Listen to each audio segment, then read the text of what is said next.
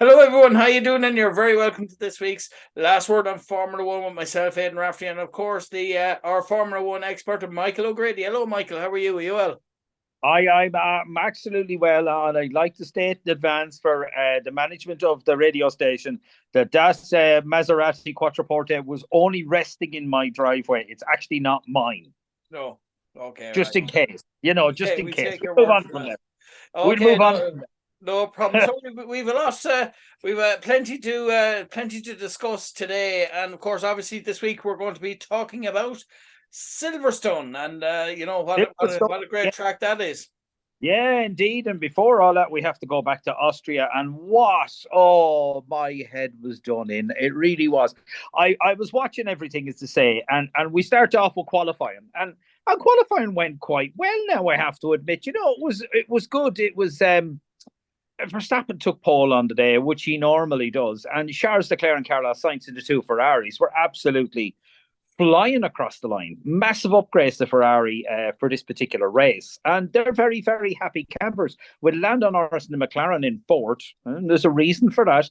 And Lewis Hamilton in fifth. So that was fantastic. We had our qualifying done. Fernando Alonso was on the back foot at the time, but that was okay. And then, of course, we headed over to sprint qualifying. Now, this is where things started getting a bit complicated. Yes, folks, this is where we find out and see does Uncle Michael O'Grady actually catch up with the Formula One car. That's what means sprint. That's what qualify sprint qualify means. If he passes out the Formula One car, he actually qualifies for the race, and then you'll be up not against just one car, but And absolutely, you have to avoid trying to get run over then. and I can tell you, I'm very fast on a high Nelly now when I get going. You know yourself, anything Especially a could happen. Formula One version. Huh? I'm telling you. Now, this is where it got a bit confusing because, of course, we had sprint qualifying, which was interesting in itself. There was a Q1, a Q2, and a Q3, and it was a frantic session. It wasn't kind of like regular qualifying. It was really intense and really just a lot of people going on. It wasn't without its issues, because first of all, you know, Lewis impeded Max. Then Max is saying it's the other way around, and this. So Lewis and Max were not sorry, kind of, how shall I put it, impeding each other the whole time. Now the first one was by Lewis, and yes, he was impeding Max, but in my humble opinion, in the second one, Lewis wasn't really going for a fast lap, and I think it was more of Verstappen saying, I can do that too, rather than anything else. It was an unusual session. And Charles Leclerc. Maybe Lewis Hamilton felt sorry for Max Verstappen or for yeah. It could be, actually. It could well be. But it's what was I going to say? Yes, there was problems with track limits as well on that particular one. And Charles Leclerc was called into the stewards for impeding Piastri, and he got a 3-second penalty, which knocked him back a bit. Now, it was damp on the day, or wet, shall we say. And one thing I noticed straight away with the Ferrari Tour de Force they were in qualifying the day before, in the wet, they were very, very, very lackluster. It was almost as if, they were kind of two hands in the pocket going, I'm not going out in that sort of situation. I'm not quite sure exactly what was going there, but definitely the performance of both cars dropped off quite a bit. Carlos Sainz actually was very lucky because in Q1, he was stuck in the garage and the mechanics only managed to get him out for one lap. And lucky enough, he hit the time that was good. And I thought this one was funny. Nico Hulkenberg had an unsafe release from the pits. Somebody left the tire in the way, and the car kind of went forwards and kind of jumped to one side and stopped. So, as a tap on the rear, a slap for doing an unsafe release, he was forgiven because it was the team, and they were given a €5,000 penalty. No. Yeah, it's even the commentators were saying, "Yeah, that won't worry anybody." Yeah.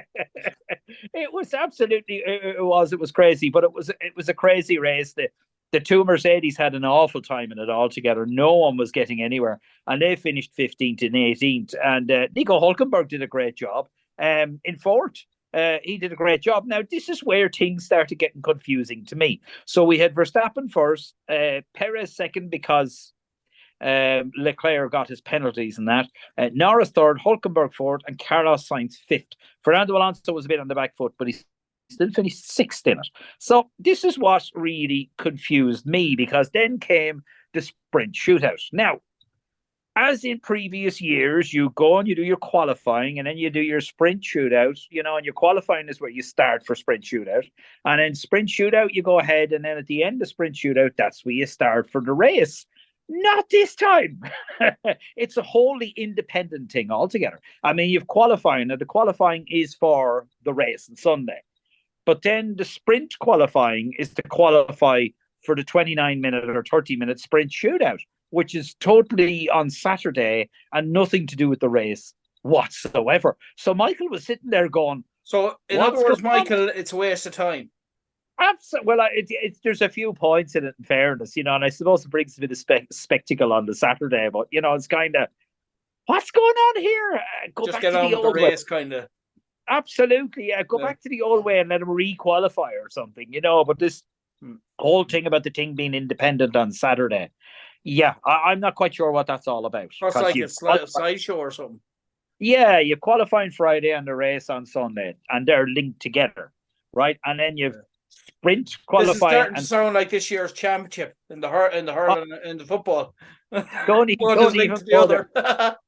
So whatever happened Saturday was irrelevant to the race at all. But you got points for it, but it was irrelevant to the race. So I mean, yeah, it was kind of an unusual situation. As we went off, there was no DRS because it was a wet track, which made life very difficult, especially for Charles Leclerc, who just couldn't get the Ferrari past anybody, mainly because the second you get off the wet, the drier, the kind of drier line is still wet.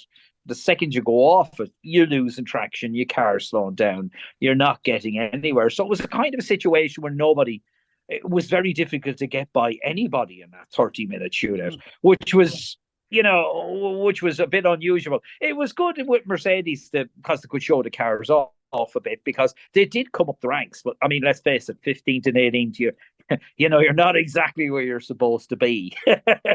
So if they weren't charging up at that stage, I would kind of, give up really on that one. Nico Hulkenberg and Carlos Sainz had a great battle too, and the really interesting thing about it is George Russell threw a dice and ran in for wet tyres on lap 16. And he came back out. And I can tell you it was exactly the thing to do, because he had fallen back. But then all of a sudden there was an absolute blast in power and speed from the car because the track was drying out. There was a little bit of argy-bargy afterwards as well. We'll come back to that in a second. But in sprint qualifying, Max Verstappen won it. Quelle surprise. Sergio Perez got second. Sergio's been very kind of in the background lately these days, so it was nice for him to get second, and Carlos Sainz got third. Poor Charles Leclerc ended up in 12th. Wrong tyres, couldn't get past somebody. It was a dreadful day, and Fernando Alonso got 5th.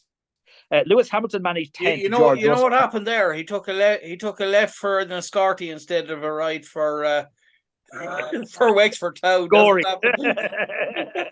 A lot of people do that. Now, from that was a good session. Not on purpose, of course. They got their points out of that, and then we go to the race, and we're all kind of scratchy-heady because we're back to qualifying on Friday. Now, I might have missed the memo or something. I'll have to get on to one of the lads shortly. David Coulthard's supposed to send me these things on. He obviously didn't send me the memo. It's in the contract. But I was here on race day, and I was sitting there going, hang on a minute. I don't remember Charles Leclerc coming second yesterday. And then I'm here flicking mad panic, looking through this, websites up, everything, and going, all right, it's the qualifying on Friday, and the sprint shootout has nothing to do with it. Excellent. So after the research for nothing. Absolutely. So we go back, and of course we've Max Verstappen on pole. We have Leclerc second, Sainz third, Norris fourth, and Hamilton fifth, because we're going back to the Friday. Now, lucky for Ferrari, they have a host of updates, as we said, but there was good weather. That day, it was mostly dry and warm, which is a Ferrari car's dream. Once it's dry and warm, the Ferrari car seems to be a lot faster, which is good because, I think we all want to get we all want to get somebody chasing Max Verstappen, even though you still can't really chase him. But, you know, if we're getting up there, we're getting somewhere. What was really unusual on the start was before the race started, Fernando Alonso was on the hard tires. Now, Fernando only qualified in seventh, and he said they were having a problem with pace all weekend, and he qualified in seventh place, which, you know, I suppose to a certain extent was a bit disappointing compared to what he normally did. But I suppose the idea was he could run longer on the hards and keep going. Now, that didn't actually happen because there was a safety car came out, and it was fairly early on in the race, to be quite honest with you, because, you know, one of the guys went off. It was Hulkenberg went off. All this sort of crack as an early car, and then later on, where have we got it later on? I'll come back because I have to read it here now because I'm after forgetting. I'll come back. So he started the race with 18 on the grid, 2 in the pit lane, and the start was amazing. I know you've seen it yourself. The way Leclerc was attacking Verstappen, it was just absolutely amazing. Unfortunately, it was very short-lived because after 3 or 4 turns, Verstappen got the heat in the tires, and that was kind of the end of that, really. But it was nice to see, you know, Leclerc being aggressive again, because they've just been so far behind everything that it's just, you know, no one seems to know what they're doing at the minute, you know. And I mean, with the bad calls on the sprint as well, everybody expected something that was absolutely, you know, dreadful altogether. But, you know, what can you do, I guess? But of course, before the end of the lap happened, Tsunoda hit his nose off something and went over the gravel, and safety car comes out because, of course, carbon fiber parts all over the track, which gives Charles Leclerc a second opportunity to attack him again. But no, of course, that didn't happen because Max had the heat in the tires and off he went. Now, I would like to point out McLaren. McLaren did very well. They did very well in qualifying, in fairness to them. Where did they start off? 4th place in qualifying, which, you know, for McLaren is pretty good. And spoiler alert, yeah, he came 4th place in the race too. There is a reason for this. Norris basically has the new upgrades on the McLaren. Now, McLaren know they're going to do abysmally bad in Silverstone. It's a terrible thing to say, but they know it's not their track. So the idea was to push like hell in the Austrian Grand Prix to try and get some good points. And in fairness, Lando Norris did get some good points, and he did some good overtaking as well, I have to admit. I was laughing because there has been an issue with track limits on this. Come back to that in a second. And Norris started radioing in. He had Hamilton in front of him that Hamilton was exceeding the track limits. Now, you know, track limits are there for a reason. You go past them, you can actually get yourself around some corners faster. So the last thing we want people to do is to go off the track limits. And then there was a warning. Then there was another warning. And there's another warning. And on lap 17, which isn't very far in the race, Hamilton gets slapped with a 5-second penalty for exceeding the lap limitations now, or the circuit limitations. Now, in order to do that, you get a black and white flag after the 3rd time you've done it. And then you get a penalty on the 4th time. So, I mean, you know, they're giving out penalties like confetti. We're not coming back to that in a second because, you know what, you're not far off with that one. The only thing I did see was when Hamilton was told about it, well, there was a bleep. He wasn't very happy, and he was given out about why other people weren't getting penalties. Other people did get penalties, but, you know, it was quite obvious that he did it 4 times in a row exactly on the same corner. I think it was turn 10. He did it exactly on the same corner 4 times, not in a row, but within 17 laps, which was just, you know, absolutely crazy. You're going to get caught for these things, you know, like it or not, no matter who you are, you're going to get caught for these things. But the good news is he wasn't the only one. Ferrari was very fast on the day, as to say, and Carlos Sainz took Hamilton for 4th place because he was very, very fast on the day. But, you know, after Hamilton was being bleeped by what was going on and things like that for his penalty, you know, suddenly a lap later, Carlos Sainz takes him, And then a lap later, Sergio Perez takes him. So at that stage, it was just crazy, absolute craziness altogether. And I could have come back on that again for a second because Ocon got a 5-second penalty for unsafe release. One thing I did notice about the race in particular was definitely, I have to, in seeing it, I thought Ferrari were better, but still a bit chaotic because a safety car was called. Virtual safety car was called, which it does. But of course, as it was called, Max Verstappen and the two Ferraris had gone past the pit. So everybody else is diving into the pit. Now, this is absolutely marvellous for everyone else, but bad for them because if the safety car is cancelled before they get around to the pit, they lose the shorter pit time under a safety car because everyone is driving slowly. Now, thankfully, it didn't happen. And the guys actually managed to come around and go into the pits. But the problem with Ferrari was they had to double stack the cars because one was on top of the other. And basically, Sainz was all over the back of Leclerc for the first X amount of laps. And then because they double stacked it, Sainz fell right back in the places altogether. Now, in fairness to Carlos Sainz, he put the foot down. He took those places back. But, you know, I'm sure he felt a little bit hard done by. He took quite a lot of places back. But he did feel a little bit hard done by, I think. Another thing that I thought was very interesting was Max Verstappen on lap 69. There's 71 laps in the race. And he decides he wants to pull in to get the fastest lap. Now, at that particular time, he had the fastest lap. And at that particular time, he was a pit stop at about 3 seconds ahead of Charles Leclerc, who was still in second place. Fair play to you, Charles. And going around. But I mean, the team actually didn't want him to do it. Yet he said he was going to do it, and he came in and he did it. Now, you know, some people have said, why would the team do that? Well, it's quite simple. You know, you go in there and there's a sticky wheel nut, or somebody else comes in, you can't release him, you have to delay him for another second, or he gets caught speeding in the pit lane, doesn't slow down fast enough, and all bets are off. Suddenly he's not first anymore. So it would be stupid to jeopardize the first place. But look, that's what they did, and that's what ended up at it. And of course, the race ended with Verstappen winning, Leclerc second.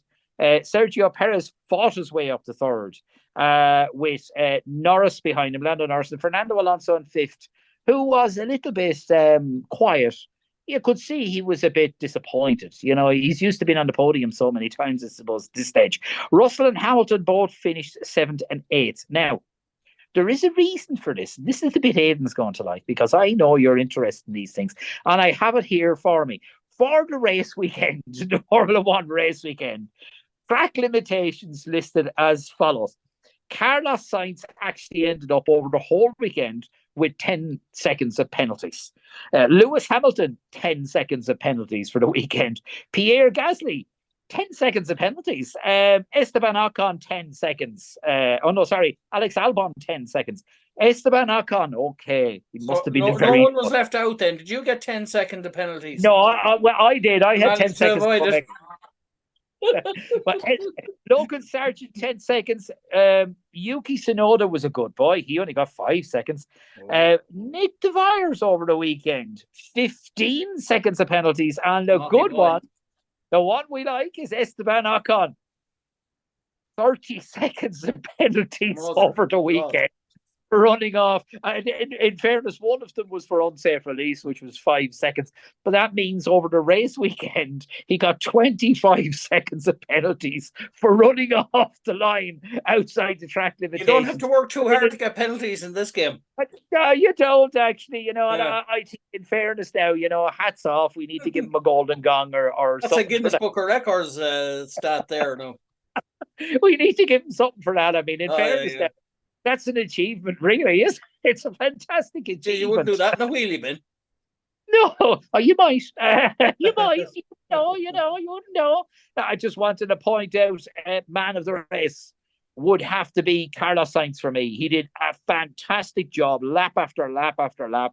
The race didn't end up the way he wanted it to, but he was absolutely flying, I have to admit. He did an amazing job. He was on top of Charles Leclerc for so long. And Charles was slightly slower. Now, once the first round of pit stops finished, yeah, the two were on the same beat then. He was no faster than Charles Leclerc, but the amount of overtaking that man did and fighting his way through and dicing with this person and dicing with that person, I have to admit, I was seriously impressed with him, including a fight that he had with Perez, closing on the end. Perez was much faster than the Red Bull, and Sainz tires were going, the car was slower, and he was, I tell you, elbows out. He was throwing that car around the place, the block here and block there. He did his level best. He even got overtaken and retook the place by using DRS. He dropped back slightly so that he was in the lead, and he dropped back slightly, almost side by side. So he get the DRS activation, but Perez didn't, who was slightly behind him a second ago, but now is in front of him.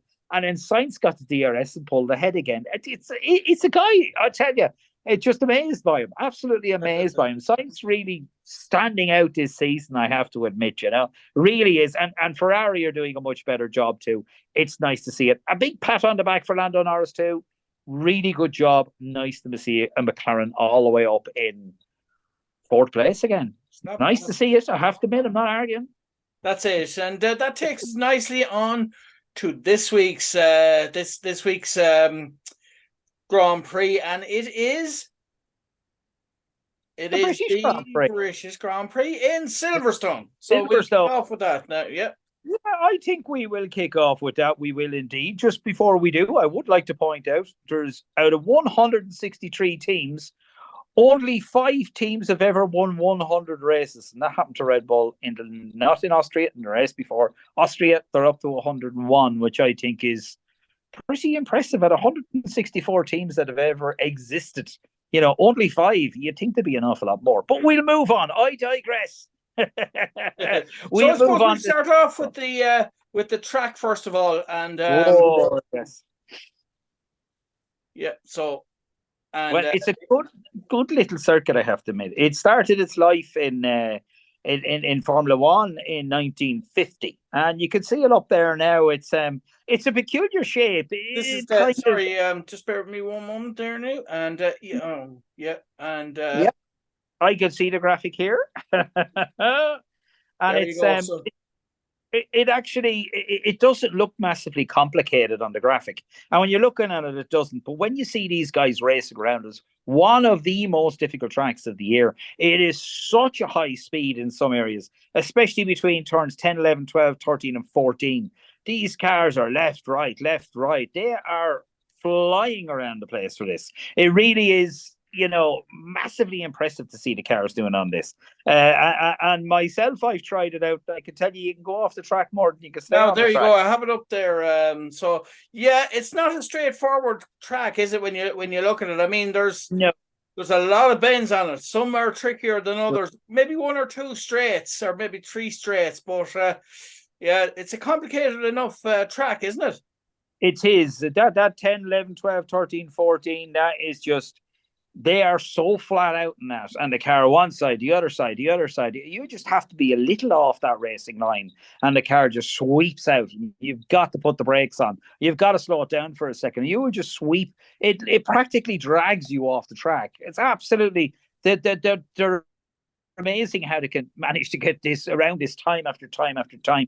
They are such difficult bends. They really are. Bend 7 is a really tricky one, isn't it? Because I was just about to say that. Yeah, because you're coming off the DRS in the 6, and 6 is it's slower, but 7 is going to be a real kind of you've come off your DRS, you've turned to the left for 6. Now suddenly you have to go right, and it's about what? It's about 190 degrees of a turn. And that's bringing you out into sort of the rest of the sector 2, which is quite quick straight after that. So that turn 7 is critical, and it's quite tricky, but it's very, very critical, because the more speed you can pull off that, you go into turn 8, you're accelerating. There's no slowing down there. You go into turn 9, you kick out back a little bit, and then you accelerate again. So really, if you're not good off turn 7, it's going to be turn 9 before you can actually correct yourself, which could be a bit of a disaster area, Yeah.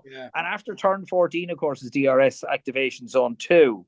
Now, again, those corners, left, right, left, right, I don't know how they managed to get through them. And then it's a longish straight. And it's just, there's going to be a lot of fighting and battling and everything is this. Now, Max Verstappen has the lap record currently, a 1:27.097. Okay, we call it a 1:27 flat. It's as good as, he has the lap record on that at the minute. So I suppose everybody fancies him for that. But I'm sure, Lewis Hamilton wants to win this race.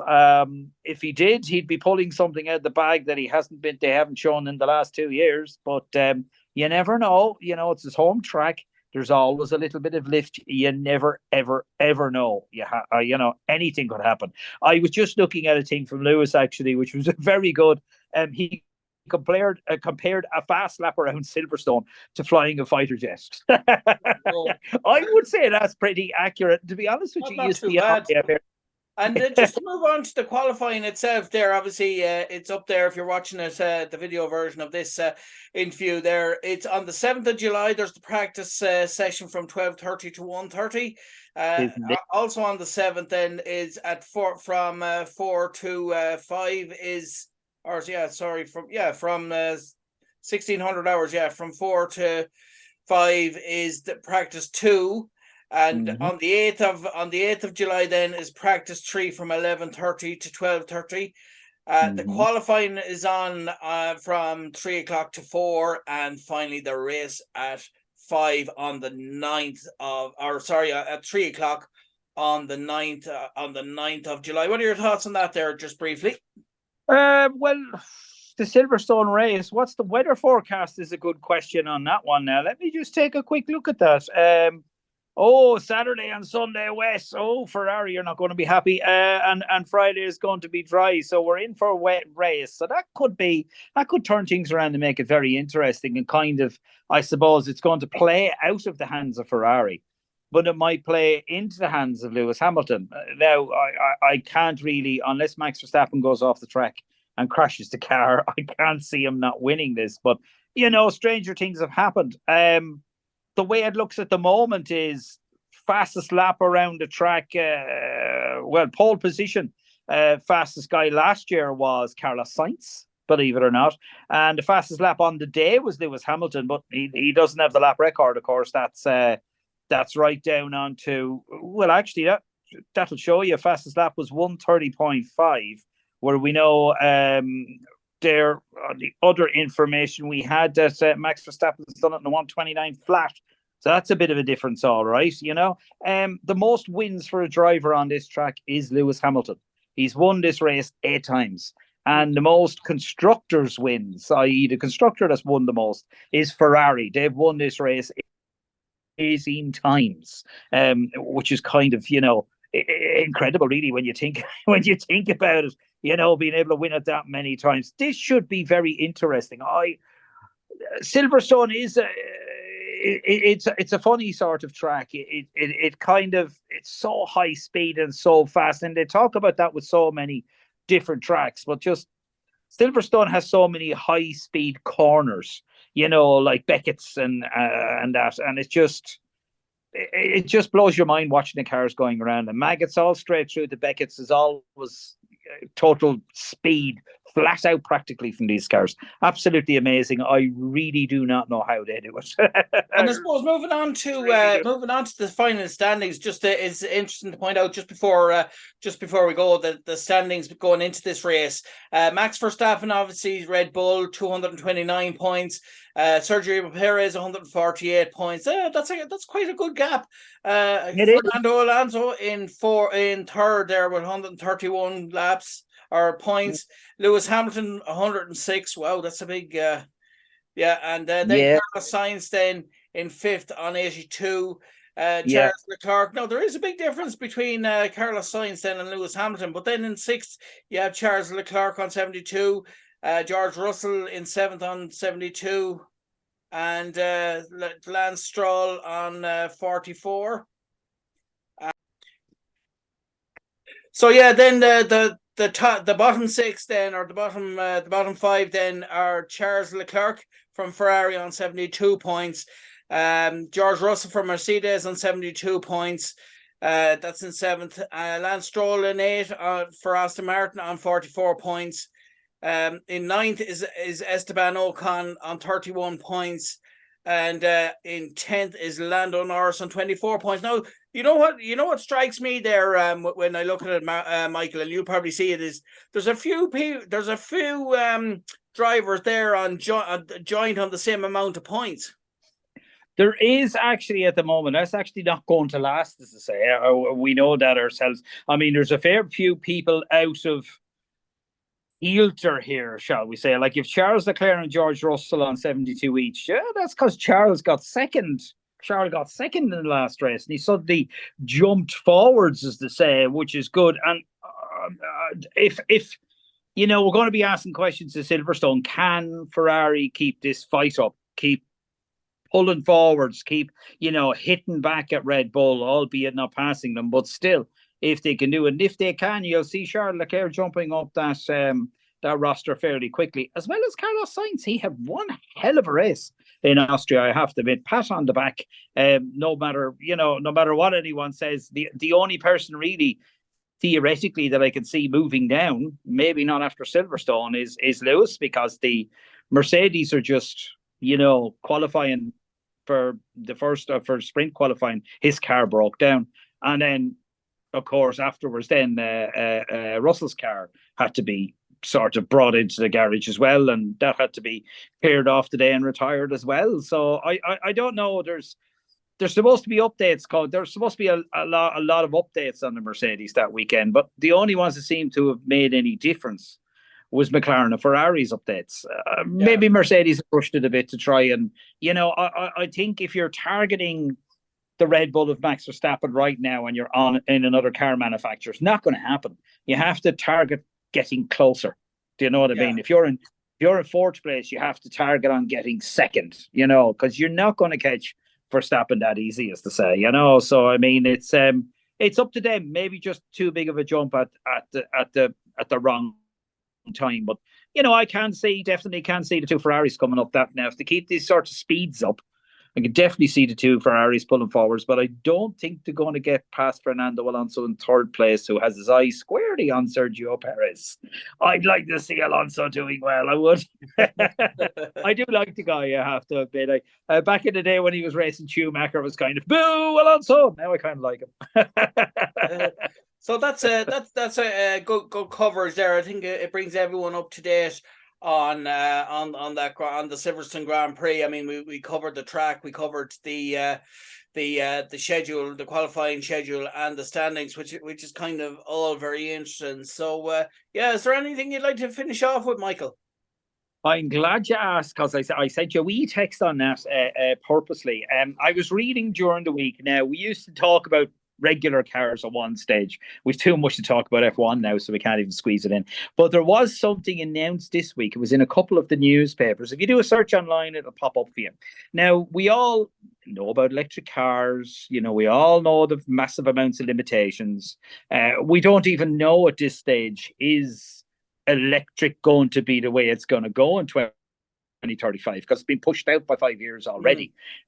Because as it is, with the Formula One fuel coming out, they're saying 2026 to 2028, which is going to be virtually emissions-free and man-made.